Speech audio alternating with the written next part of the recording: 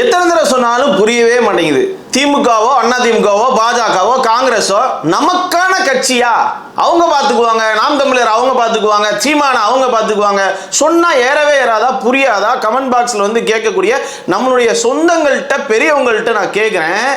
அவங்க 10 பேருக்கான போராட்டத்தில் நம்மளுடைய பிரச்சனைக்கான ஒரு குரலாக எப்பயாவது ஒரு தடவை ஒழிப்பாங்க, அவ்வளோதான். நமக்கான குரல் என்ன? நாம் எப்போ நமக்கான ஒரு தனிப்பட்ட ஒரு வலுவான ஒரு இயக்கத்தை எப்போ நம்ம உருவாக்கியிருக்கோம்? எப்போ தான் உருவாக்க போகிறோம்? வணக்கம். அதாவது இந்த நாயக்கர் சமுதாயத்துக்கான, இந்த தெலுங்கு சமுதாயத்துக்கான அரசியலை பேசிட்டு இருக்க என்னை போன்றவர்களிடமிருந்து கொஞ்சம் விலகியே இரு அப்படின்னு ஒரு சில பெரியவர்கள் ஒரு சில இளைஞர்களுக்கு அறிவுரை கூறுறாங்க. ஏன் அப்படின்னா, உங்களுடைய பார்வையும் உங்களுடைய விஷயமும் திசை மாறி போயிடக்கூடாது அப்படின்னு சொல்லி நான் சொல்கிறேன். என்னுடைய வயதில் நீங்கள் அந்த அரசியலை பேசியிருந்தா நாங்கள் இன்னைக்கு கையேந்தி நிற்க வேண்டிய நிலைமை நிச்சயமாக வந்திருக்காது. இன்னைக்கு தமிழகம் முழுக்க எல்லா மாவட்டங்களிலும் நம்ம அந்த லிங்குஸ்டிக் மைனாரிட்டி அப்படின்னு சொல்லக்கூடிய மொழி சிறுபான்மையினருக்கு, தெலுங்கர்களுக்கு பள்ளிகள் நிறைய இருந்திருக்கும், நிறைய கல்லூரிகள் இருந்திருக்கும், நிறைய வந்து பார்த்தீங்கன்னா வேலை வாய்ப்புக்கான வழிகளை அரசாங்கம் ரொம்ப தீவிரமாக செஞ்சு கொடுக்கும். நம்ம மக்களுக்கான, அதாவது பொருளாதார விஷயத்துலையும் நாம் நிறைய விதத்தில் முன்னேறி போயிருந்திருக்கலாம். ஸோ இந்த இடங்கள்ல வந்து நாம் என்ன நினைக்கிறோம்?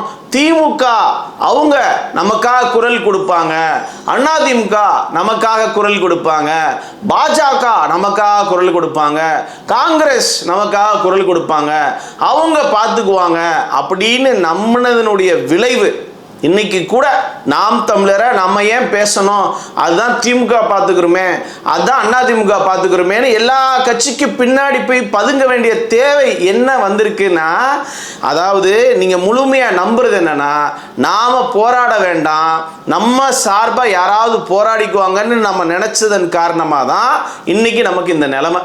அவன் அப்பட்டமாவே தெளிவாகவே சொல்கிறான், நீ வந்தேறி நீ வெளியே போன்றது என்னுடைய கொள்கை, உனக்கு இங்கே வாழலாம் ஆளக்கூடாது அப்படின்னு வெளிப்படையா என்னைக்குமே எந்த ஒரு பெரிய மதவாத கட்சி கூட சொல்கிறேங்க, ஒரு இஸ்லாமிக் கண்ட்ரியாக கூட வச்சுக்கோங்க, அப்படிப்பட்ட ஒரு நேஷன் இல்லை ஒரு கிறிஸ்டின் கண்ட்ரி வேற எப்படி வேணால் வச்சுக்கோங்க, அவங்க கூட இப்படி ஒருத்தவங்களுக்கு வந்து ஒரு எதிரான ஒரு ஆப்கானிஸ்தானில் தாலிபான் கூட சொல்லாத விஷயத்த நாம் தமிழர் சொல்கிறேன். அப்போ அவங்களுக்கு எதிராக பேசக்கூடிய நம்மளை போன்றவர்களிடமிருந்து விலகி நில்லுன்னு சொல்லக்கூடிய பெற்றோர்கள் பெரியோர்களுக்கு நான் கேட்குறேன், நீங்கள் பேசியிருந்தா நாம் இன்னைக்கு பேச வேண்டிய தேவையே வந்திருக்காது. நீங்கள் என்றைக்குமே கட்சிகளை நம்ம கட்சின்னு நினச்சிங்கன்னா முடிஞ்சு போச்சு சீசன். நமக்கு ஆன உரிமையை நாம் தான் போராடி பெறணும், நமக்கான அமைப்பை நாம் வலுப்படுத்தணும். இதில் எந்த மாற்று கருத்துமே கிடையவே கிடையாது.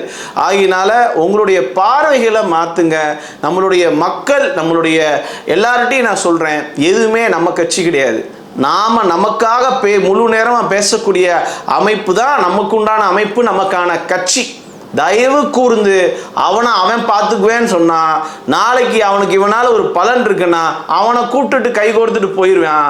நம்மளை ஒன்றுமே கிடையாதுங்க. எவ்வளோ பெரிய இந்த மத்தியில் ஆளக்கூடிய யார் வேணால் எடுத்துக்கோங்க, இதுக்கு முன்னாடி ஆண்டவங்க, இப்போ ஆள்றவங்க, அடுத்து ஆளக்கூடியவங்க யாரை வேணா இருக்கட்டும், ஒருத்தர் இவ்வளோ பெரிய வாக்கு வங்கி வச்சுருக்கான்னா நீ எல்லாம் தூசி லெஃப்ட் ஹேண்டில் நம்மளை தட்டி விட்டு போயிட்டே இருப்பேன்.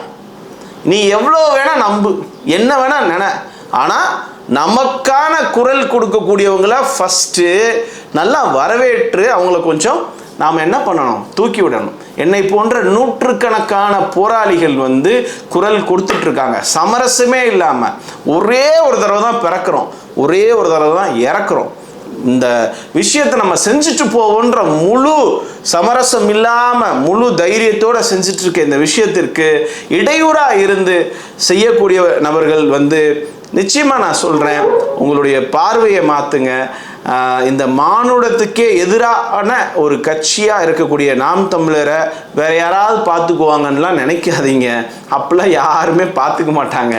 நாம் நம்மளுடைய பலத்தை நிரூபித்து நாம் ஒரு கொள்கையில் ஒரு முக்கிய கொள்கையாக இருக்கக்கூடிய இவனை அப்புறப்படுத்தணும் அப்படின்ற கொள்கையை நடைமுறைப்படுத்துவதற்கு நாம் தான் முயற்சி பண்ணணும். வேற யாரும் முயற்சி பண்ணவே மாட்டாங்க.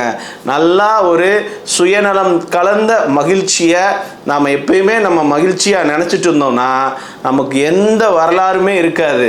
லட்சக்கணக்கானவருடைய மகிழ்ச்சி தான் நம்மளுடைய மகிழ்ச்சியாக என்னைக்கு நாம் நினைக்கிறோமோ அன்னைக்கு தான் நம் சாம்பல்கள் மீது புனிதமான மக்களின் சூடான கண்ணீர் சிந்தப்படும்.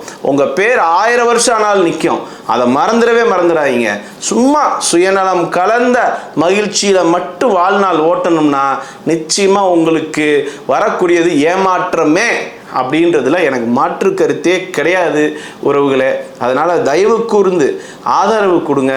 அட்லீஸ்ட்டு இந்த சமூக வலைதளங்களையாவது சப்ஸ்கிரைப் பண்ணி ஷேர் பண்ணி ஆதரவு கொடுங்க அப்படின்றத கேட்டுட்டு அடுத்தடுத்த காணொளியில் சந்திக்கலாம். அதுவரை உங்களிடம் விடைபெறுவது PM பாரத். நன்றி.